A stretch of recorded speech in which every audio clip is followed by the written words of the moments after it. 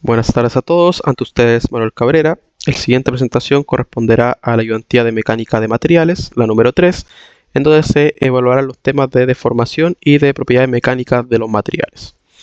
En este caso, partiendo directamente por la parte teórica, hablaremos de lo que es la deformación. La deformación, su definición indica que es el cambio en la forma o tamaño que va a presentar un cuerpo cuando éste está sometido a una fuerza externa o a un campo de tensiones.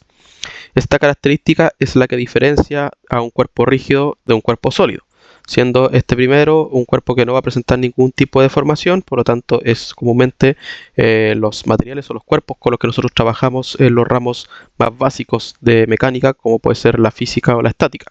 Mientras que los cuerpos sólidos, que son los que vamos a trabajar de ahora en adelante, sí van a presentar una deformación o un cambio de forma, por más mínimo que sea al momento de aplicar algún tipo de carga externa. En este caso, es importante hacer una diferencia entre lo que sería el desplazamiento y la deformación, ya que el primero mide lo que sería el cambio absoluto de posición, mientras que la deformación se enfoca en el cambio relativo entre dos puntos del material. En este caso, esta se expresa como una razón entre longitudes, por lo tanto se considera una magnitud adimensional.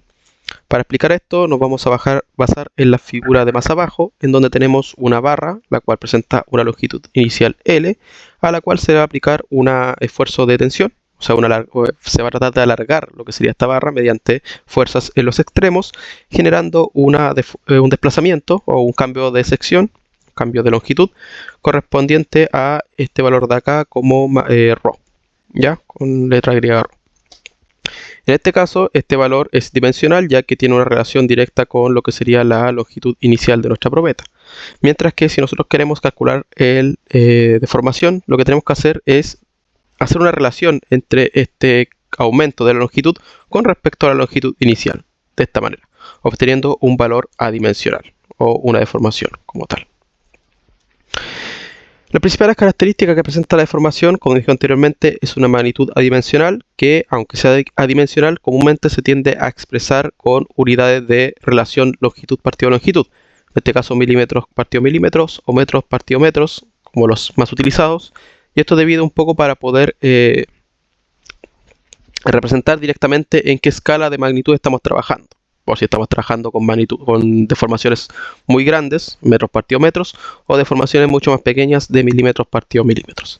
También esta se puede expresar en forma de porcentaje en relación al porcentaje correspondiente a la longitud inicial, que comúnmente se aplica al momento de trabajar directamente con gráficos que representen esta deformación, que vamos a ver un poco más adelante.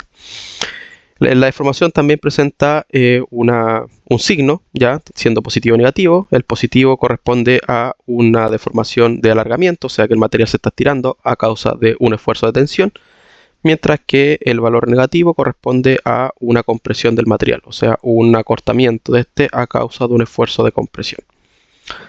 Por otro lado, y es muy importante entender que la deformación se puede dividir en dos tipos. Presentamos la deformación elástica de los materiales, que corresponde a una deformación que no es permanente, o sea que se va a recuperar al momento de nosotros retirar la acción de la carga sobre nuestro material.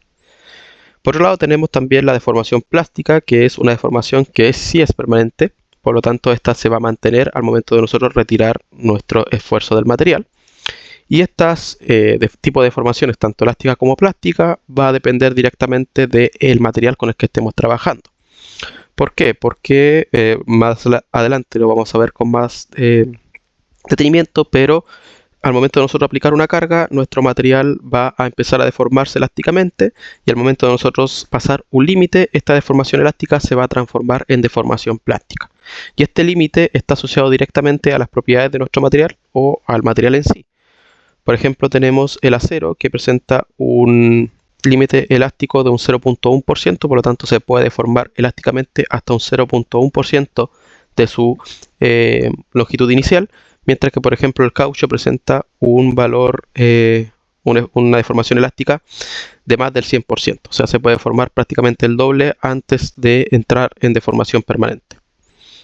Finalmente tenemos por la derecha lo que sería la ecuación por la cual podemos calcular la deformación, que como dijimos anteriormente es igual a la diferencia o al desplazamiento de nuestra probeta, longitud final menos longitud inicial, relacionado directamente con lo que sería la longitud inicial. Una vez visto lo que sea la deformación, vamos a hablar un poco de las propiedades mecánicas de nuestros materiales. ¿Qué son las propiedades mecánicas? Bueno, la definición de las propiedades mecánicas son aquellas características que presenta un material que describen cómo éste va a responder o se va a comportar a causa de la aplicación de fuerzas externas o cargas externas, las cuales pueden ser de tracción o compresión, flexión, torsión, impacto, fatiga, etc. Actualmente, en las ayudantías que hemos realizado, hemos visto solamente cargas externas de tracción y compresión y cargas externas cortantes, pero más adelante vamos a ver lo que sería la flexión, la torsión, el impacto o la fatiga. Por otro lado, también estas propiedades mecánicas van a depender de la microestructura del material. En este caso presentamos dos tipos o dos grupos. Los primeros son los que son intrínsecos del material, o sea, dependen directamente de la fuerza de los enlaces atómicos, como puede ser el módulo de rigidez, ¿ya? Y por otro tenemos también lo que serían las propiedades mecánicas que dependen un poco de la microestructura del material, como pueden ser la ductilidad y la resistencia, las cuales se ven modificadas por la presencia de defectos dentro de la microestructura de estas. La forma de poder obtener directamente estas propiedades mecánicas es a base de ensayos mecánicos, ¿ya? O ensayos experimentales en donde se somete a esfuerzo, lo que sería nuestro material, para poder evaluar cómo éste se va a comportar. Y finalmente, estas propiedades mecánicas son las bases para el diseño y la selección de materiales enfocados directamente en aplicación industrial, que es uno de los objetivos de este ramo como tal. Las principales propiedades mecánicas que nosotros presentamos o que nosotros podemos obtener y caracterizar de los materiales corresponderían al módulo de elasticidad, el límite elástico, la resistencia última, la ductilidad, la tenacidad, la dureza, el módulo de Poisson o la fatiga y fluencia. Siempre es importante tener en cuenta que estos designación que presentan estas propiedades mecánicas puede ir variando dependiendo del autor de cada libro o de la persona que esté enseñando la materia. En este caso, el módulo de elasticidad también puede denominarse como módulo de Young, ¿ya? Por un ejemplo. Resistencia última puede ser esfuerzo último también, etc. Para poder, como dijimos anteriormente, para poder caracterizar lo que serían o encontrar lo que serían las propiedades mecánicas de los materiales, se hace en base a ensayos mecánicos. El ensayo más utilizado actualmente es el ensayo de tracción, el cual corresponde a diseñar una probeta con una geometría específica, bajo norma, la cual se va a cargar con cargas externas de tracción, o sea, se va a ir estirando esta probeta. Este estiramiento se va a ir generando a causa de un esfuerzo creciente, o sea, se va a partir con poco esfuerzo aplicado hasta llegar a un esfuerzo máximo, donde la probeta ya no va a ser capaz de resistir más y se va a fracturar. Por lo tanto, se va a separar su estructura y va a quedar inutilizable. Por lo tanto, se denominan estos ensayos como ensayos destructivos. Las características o el desempeño de la probeta se evalúa en base a este gráfico que pueden ver a continuación, que representa la relación entre el esfuerzo que se está aplicando a la probeta y la deformación que está presentando a causa de ese esfuerzo. Se puede observar que el gráfico entrega muchas horas, muchos valores importantes que vamos a ir viendo a continuación. Principalmente nosotros presentamos dos tipos de gráficos. El gráfico ingenieril, que es el que se puede apreciar a continuación en línea negra, por así decirlo, y el gráfico real, por así decirlo, o el gráfico verdadero, que es el que se presenta en este punto como línea segmentada. La diferencia principal radica en que este gráfico, el gráfico ingenieril, evalúa directamente el esfuerzo en base a el área transversal o a la sección transversal original de nuestra probeta, mientras que el gráfico real lo que va haciendo es evaluando directamente estas cargas en base a el área en cada uno de los puntos estudiados. ¿Ya? Esto lo vamos a ver un poco más adelante, pero para poder entenderlo de manera más simple, lo que va a pasar es que como nosotros estamos estirando nuestra probeta a causa del esfuerzo de tensión, y nosotros no estamos agregando ningún tipo de masa a nuestro material, como se está estirando, por lo tanto se tiene que también ir angostando por los lados transversales. Esta reducción o este angostamiento genera una reducción del área, y como nosotros sabemos que nuestro esfuerzo es fuerza partido área, como el área se está reduciendo, el esfuerzo tiende a aumentar o tiende a modificarse. Por lo tanto, eso hace que se genere esta variación entre lo que sería el gráfico ingenieril, que es este que se ve aquí, o el gráfico real, que es el que se ve más arriba, con la línea segmentada, como dije anteriormente. En la práctica siempre se trabaja con el gráfico ingenieril principalmente. ya que es el que presenta o el que entrega mayor cantidad de información de una manera mucho más visual. Entonces, una vez dicho esto, vamos a pasar a analizar directamente el gráfico esfuerzo-deformación y a ver cuáles son las principales características o propiedades que nos entrega. Lo primero es la zona elástica donde se genera o donde se trabaja la ley de Hooke como tal, que es, aquí se puede ver la zona lineal, esta parte de aquí es del punto 0 al punto A. Aquí también se puede ver. La definición de lo que sería la zona elástica o la ley de Hooke, que es que establece que dentro del rango elástico lineal de un material el esfuerzo sigma es directamente proporcional a la deformación unitaria epsilon. ¿A qué me refiero con esto? Principalmente se representa en esta ecuación donde el esfuerzo aplicado va a ser igual a una constante E por el esfuerzo, o mejor dicho, por la deformación unitaria. Este valor de E, que corresponde a la pendiente de esta zona lineal, que me refiero a la zona lineal, a la rango elástico del material, por lo tanto aquí se genera una deformación una deformación reversible, perdón. Aquí en este punto, este valor E correspondería al módulo de elasticidad. El módulo de elasticidad es muy importante ya que representa directamente la relación entre cuán rígido nuestro material es, o sea, cuánto se puede deformar a causa de un esfuerzo.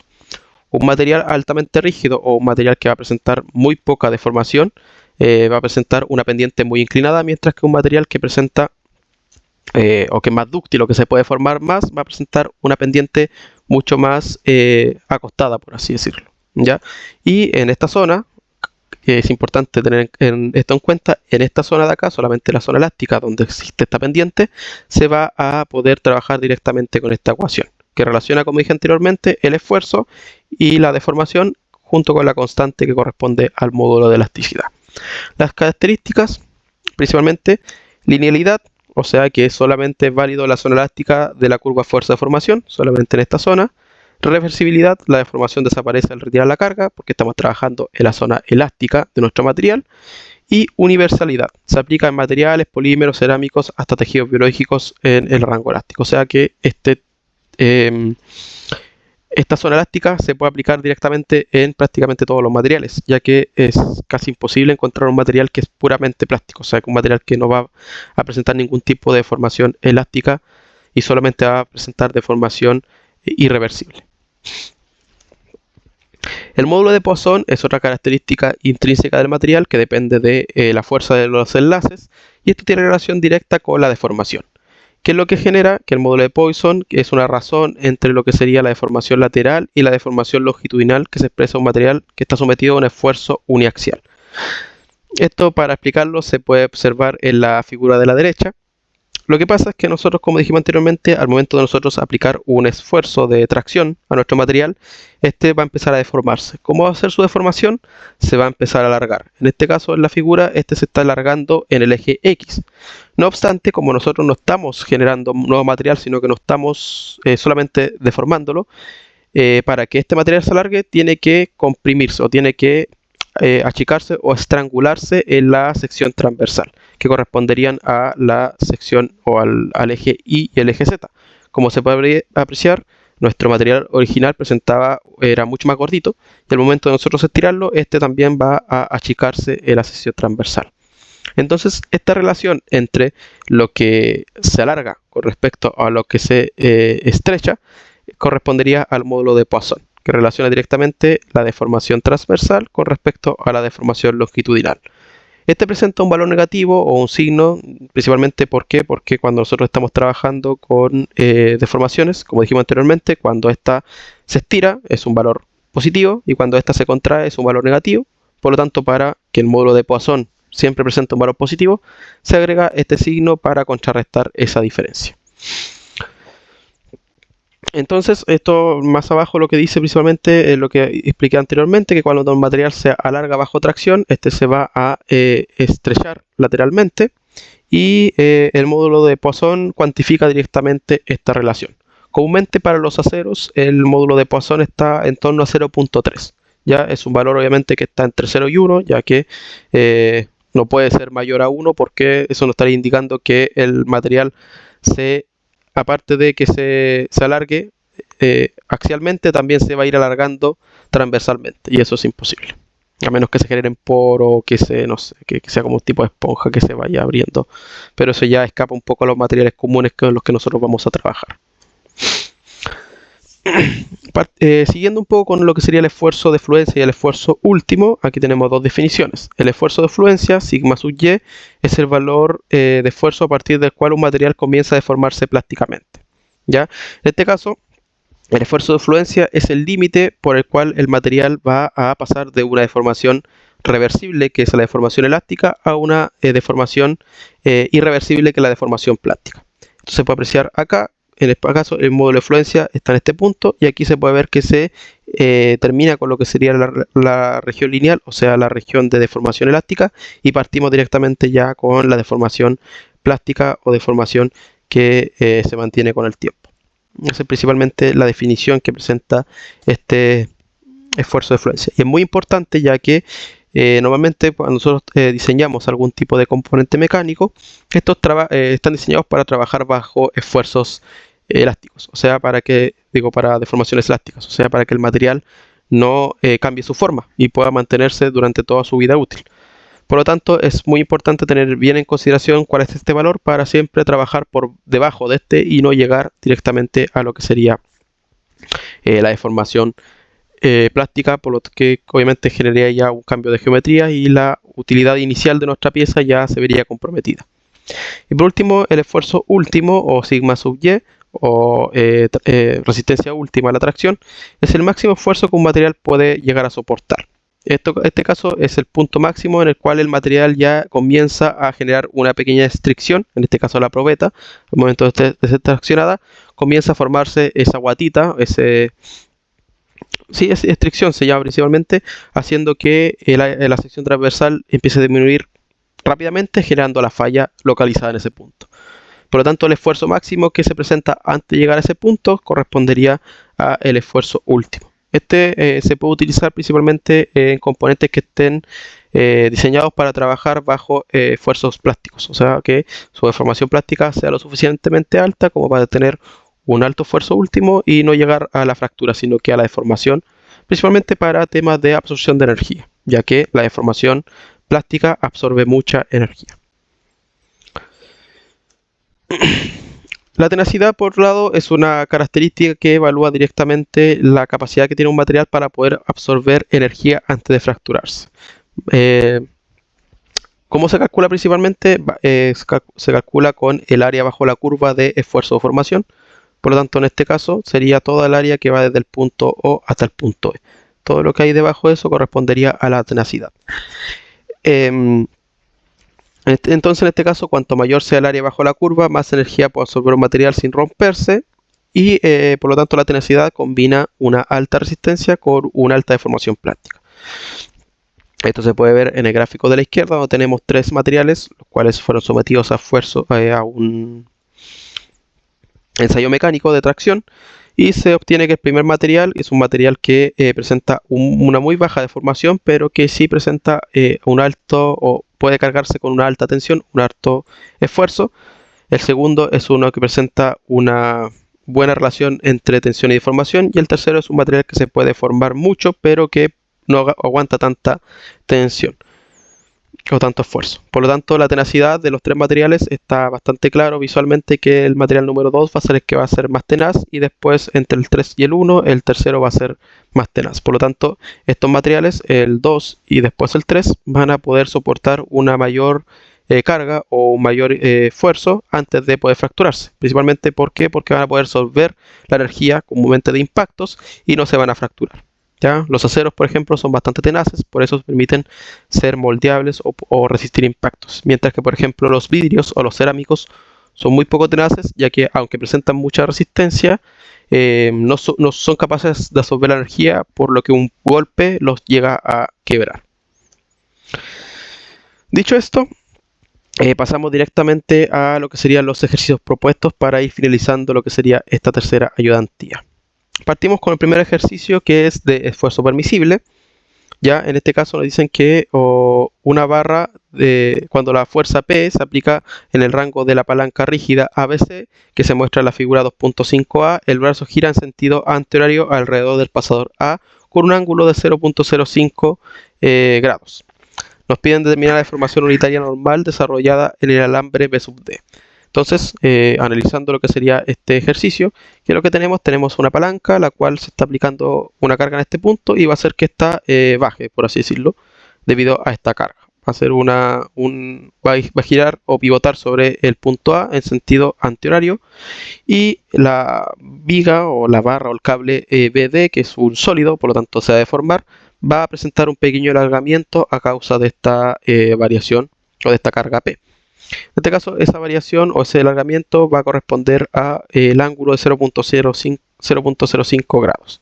Por lo tanto, ¿qué es lo que nos piden en este ejercicio? Determinar cuánto se va a alargar, cuál va a ser la deformación unitaria de lo que sería este tensor o este cable tensor B sub D. Entonces, lo primero que tenemos que hacer es analizar la geometría de nuestro material. En este caso va a ser la geometría en reposo, que, como dije anteriormente, correspondería a este valor de aquí con las dimensiones como tal. Lo que yo realicé principalmente para resolver esto fue primero calcular lo que sería el ángulo que se va a formar si nosotros tiramos aquí una línea imaginaria en esta zona de acá. ¿Por qué? Porque al momento de nosotros aplicar este esfuerzo se va a generar un ángulo secundario que va a estar relacionado directamente con la horizontal y la modificación o el desplazamiento de lo que sería la posición de la palanca. Por lo tanto, es importante tener también en cuenta ese ángulo, que correspondería al ángulo phi, que sería este de acá. Entonces, ¿cómo se calcula? Esto es trigonometría muy básica. Sabemos que el ángulo phi va a ser igual a la tangente a la menos 1 del lado opuesto partido por el lado adyacente, o sea, 300 por 400, obteniendo un ángulo de 36.87 grados. Después, si nosotros queremos obtener phi', que correspondería al ángulo una vez aplicado nuestra carga P y deformada nuestra tensor, este va a ser igual a nuestro phi más esta deformación de 0.05 grados, que correspondería a 36.92 grados. Otro cálculo de geometría correspondería también a la distancia que hay entre el punto A, que sería este donde está el pivoteando la barra, y el punto D donde se está soportando este tensor, que correspondería a la raíz de la hipotenusa de dos catetos. Por lo tanto sería cateto al cuadrado más cateto al cuadrado en raíz, correspondiente a 500 milímetros. Obviamente, si ustedes saben las relaciones entre longitudes de cateto, cateto y hipotenusa, podrían obtenerlo directamente con 3, 4 y 5. Una relación bastante común que se utiliza. 500 milímetros. Entonces, aquí yo lo que hice fue dibujar directamente la geometría una vez deformada nuestro tensor de AB', aquí, que ya está deformado. Y tenemos que tener ojo con revisar cuáles son las dimensiones que no se van a modificar. En este caso, ¿cuáles van a ser las dimensiones que no se van a modificar? Va a ser nuestra barra o nuestra manivela, que es un rígido, por lo tanto no se deforma, que va a seguir manteniendo la longitud de 400 milímetros, y también la posición de los dos pivotes, ya que estos están sujetos, son inamovibles, que correspondería también a esta distancia de 500 milímetros. Por lo tanto, la única distancia que se va a modificar va a ser la de esta D sub B de nuestro tensor. Entonces, ¿cómo podemos calcular principalmente esta distancia? Si nos fijamos, ya no tenemos un triángulo rectángulo, por lo tanto ya no se pueden aplicar directamente las ecuaciones que nosotros estamos comúnmente acostumbrados a aplicar dentro de lo que serían triángulos rectángulos. Yo trabajé directamente con el teorema del coseno, que es un teorema que se aplicó, creo que en los ramos de cálculo o de álgebra, que representa directamente que para poder obtener lo que sería esta distancia de AB' va a ser igual a la raíz de tanto los lados opuestos, que sería el lado de A al cuadrado más el lado AB' al cuadrado, más dos veces la multiplicación de estos dos lados por el coseno del ángulo que los une, que en este caso sería el ángulo phi', ¿ya? Que sería este de aquí. Entonces, principalmente ya tenemos el ángulo, que lo calculamos anteriormente, y tenemos estas dos longitudes, por lo tanto podemos calcular directamente cuál es la dimensión o la magnitud de el lado de P', que correspondería a 300.3491 milímetros. 300.3491 milímetros. ¿Ya? Entonces, cuando ya tenemos esta dimensión, que obviamente tiene que ser mayor a la dimensión original, que era de 300 milímetros, podemos directamente calcular el alargamiento que va a presentar esta barra o este tensor, que correspondería a la diferencia entre la longitud final, que es lo que calculamos acá, y la longitud inicial, que son 300 milímetros, obteniendo que nuestra tensor, nuestra alambre tensor o viga tensora, presenta un alargamiento de 0.3491 milímetros. ¿Ya? Y si nosotros queremos calcular la deformación, que es lo que nos piden, nosotros anteriormente dijimos en la teoría que la deformación es la relación entre este alargamiento con respecto a la longitud inicial, dividimos los 0.3491 en los 300 milímetros, obteniendo una deformación de 0.00116 milímetros sobre milímetros. Normalmente cuando nosotros trabajamos con estructuras o aceros principalmente, siempre vamos a presentar deformaciones unitarias muy pequeñas, ¿ya? Porque obviamente el material no debería deformarse tanto si estamos trabajando obviamente en la zona elástica. El siguiente gráfico, que es un gráfico, siguiente ejercicio que correspondería a un ejercicio sobre el gráfico de esfuerzo versus deformación, nos indica que tenemos una barra de aluminio que se puede ver acá, que tiene una sección transversal circular que está sometida a una carga axial de 10 kN. Por lo tanto, en los extremos estamos aplicando carga de 10 kN a cada lado. Según la porción del diagrama de esfuerzo de formación que se muestra en la izquierda, esta de acá, nos piden determinar la elongación aproximada de la barra cuando se aplica la carga. También nos entregan un dato importante, que es el módulo de rigidez de nuestra barra, que es de 70 gigapascales, correspondiente al módulo de elasticidad de lo que sería el aluminio, ¿ya? Entonces, ¿qué es lo que nos podemos observar acá? Observamos que tenemos una barra, ya que tiene dos secciones transversales, una más gruesa de 20 milímetros y otra más delgada de 15 milímetros, que está siendo cargada en sus extremos con una carga de tensión, por lo tanto es un esfuerzo normal de 10 kN. Aparte de eso, nos entregan el gráfico de esfuerzo de formación que presenta el aluminio como tal, y nos indican que va a presentar una región, o mejor dicho, una deformación elástica, perdón, hasta un esfuerzo de fluencia de 40 megapascales, y después se va a empezar a deformar plásticamente como tal, hasta obviamente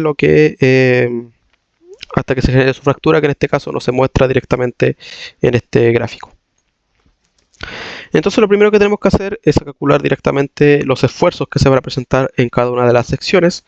Como dije anteriormente, es una viga que está en tracción, por lo tanto es un esfuerzo normal, y de las ayudantías pasadas nosotros sabemos que el esfuerzo normal es igual a la carga partido por el área, que en este caso corresponderían a los 10 kN o 10.000 N partido por el área de la circunferencia. En este caso yo lo estoy trabajando en milímetros, por lo tanto mi resultado va a salir en megapascales. Nuestra sección AB, que es la más grande, va a presentar un esfuerzo de 31.83 megapascales, mientras que la sección B, que es la más pequeña, va a presentar un esfuerzo de 56.58 megapascales. Obviamente, como estamos trabajando con una sección mucho más pequeña, el esfuerzo tiene que ser mucho mayor, y esto también es una forma de poder comprobar que nuestros resultados están siendo correctos. ¿Ya? No puede ser que nosotros estemos angostando lo que sería la sección transversal y nuestro esfuerzo nos diera más pequeño. Y ahí habría algún error que tendrían que revisar al momento de desarrollar el ejercicio. Por otro lado, tenemos que ya cuando ya tenemos los esfuerzos, podemos directamente calcular, o mejor dicho, evaluar la deformación que se va a presentar en cada una de las secciones. Vamos a partir con la sección la sección A, que correspondería a la sección que presenta un espesor o un diámetro de 20 milímetros y que presenta un esfuerzo de 31.83 megapascales. Entonces, lo primero que vamos a hacer, vamos a ir al gráfico y vamos a evaluar que con 31.83 megapascales nosotros nos encontramos directamente por esta zona de acá.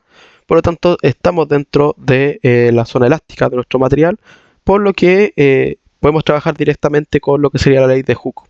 Entonces, como dijimos anteriormente en la parte de teoría, la ley de Hooke establece una relación entre el esfuerzo y la deformación, con lo que sería este módulo de elasticidad. En este caso, despejando la deformación en la sección AB sería igual al esfuerzo partido el módulo de elasticidad. En este caso, tenemos esos valores que nos dieron el enunciado, hacemos la división y obtenemos que la deformación en la sección AB va a ser igual a 0.0004547 milímetros sobre milímetros. Para el caso de la deformación unitaria en la sección B, aquí tenemos que tener en cuenta que estamos con un esfuerzo de 56.58 megapascales, por lo tanto estamos sobre lo que sería el esfuerzo de fluencia o el límite elástico, por lo que entramos a lo que sería la zona plástica del material. En este caso, como estamos ya en la zona plástica, no podemos directamente trabajar con la ley de Hooke, por lo tanto lo que hacemos es obtener este valor directamente del gráfico. Entonces en este caso el gráfico ya te entrega ese valor, en donde vamos a estos 56.6 aproximadamente, tiramos una recta y bajamos, obteniendo una deformación en la sección B sub C igual a 0.0450 milímetros sobre milímetros. Entonces nosotros ya tenemos directamente lo que es la deformación, pero ahora queremos calcular el alargamiento como tal. Y eso se utiliza la ecuación que se puede ver a continuación, que correspondería a que el desplazamiento o el alargamiento es igual a la deformación por el largo inicial. Entonces tendríamos directamente que el largo de la zona A sub B son 600 milímetros, por lo tanto este valor 600 lo multiplicamos por la deformación en la sección AB, más lo que sería la deformación en la sección BC por el largo inicial de esta sección, que es de 400 milímetros, obteniendo que nuestro material se va a presentar un alargamiento de 18.3 milímetros. En este caso es importante recalcar de este ejercicio es que la zona D, que en este caso sería la zona B sub C, presenta una deformación plástica, por lo tanto si nosotros estamos trabajando, que esto debe ser un eje, el eje ya entraría en falla. ¿Por qué? Porque normalmente los ejes trabajan siempre por debajo de esfuerzos de fluencia o en la zona elástica. Aquí, como dije anteriormente, entramos directamente a la zona plástica del material. ¿Cómo se podría solucionar esto? Esto obviamente está por fuera del ejercicio, pero es bueno que se vaya repasando en cada uno de los análisis que vayamos haciendo. En este caso, si aumentamos lo que sería la sección transversal, de 15 milímetros podemos pasar a 20 o 25, ya estaríamos dentro de lo que sería la zona elástica y por lo tanto nuestro material no fallaría. Entonces esta es una forma de poder modificar directamente las utilizaciones de nuestro material, modificando la geometría del mismo. Y finalmente pasamos al ejercicio número 3, que correspondería al módulo de Poisson, ¿ya? Que en este caso tenemos una barra de acero que tiene las dimensiones mostradas en la figura, una barra que tiene un largo de 1.5 metros y tiene una sección transversal de 50 milímetros por 100 milímetros, a la cual se le aplica una carga P axial de 80 kilonewtons en cada uno de los extremos. En este caso es una fuerza de tracción. Nos piden determinar el cambio de longitud y el cambio de dimensiones de su sección transversal después de aplicar la carga. El material se comporta elásticamente. ¿Ya? Ahí tenemos los resultados. Y el análisis principalmente de este ejercicio indica que nuestro material, a causa de esta carga de 80 kN, se va a estirar. Por lo tanto, como dijimos anteriormente, como se va a estirar, obligatoriamente se tiene que angostar de lo que sería la sección transversal o comprimir. Por lo tanto, va a presentar tanto un alargamiento como una deformación, mejor dicho, un acortamiento como una deformación en esa zona. Y eso es lo que nos están pidiendo calcular. Entonces lo primero que vamos a hacer, como nos entregan las cargas y estamos trabajando bajo un esfuerzo de tracción normal, calcular directamente cuál es ese esfuerzo. Como la fuerza partida por el área, donde tenemos la fuerza que serían los 80 kN, lo pasamos a Newton, 80.000, y el área de la sección transversal es un rectángulo de 100 por 50, obteniendo un esfuerzo de 16 megapascales o 16 por 10 a la 6 pascales. Junto con esto, como nos entregan que el material es un acero A36, nosotros por bibliografía podemos encontrar las características que presenta este material, que en este caso es el módulo de elasticidad de 200 gigapascales y el módulo de Poisson de 0.32. Estos van a ser muy importantes para poder desarrollar nuestro ejercicio. En este caso, una vez ya tenemos el esfuerzo, pasamos directamente a calcular la deformación longitudinal que va a presentar nuestro material, o sea, la deformación en este caso en el eje Z, que es el que se encuentra en este eje. ¿Cómo lo hacemos? Como estamos trabajando bajo lo que sería la ley de Hooke, o sea, estamos en la zona elástica, con la ecuación de ley de Hooke, que sería el esfuerzo es igual a el esfuerzo sí es igual al módulo de elasticidad por la deformación.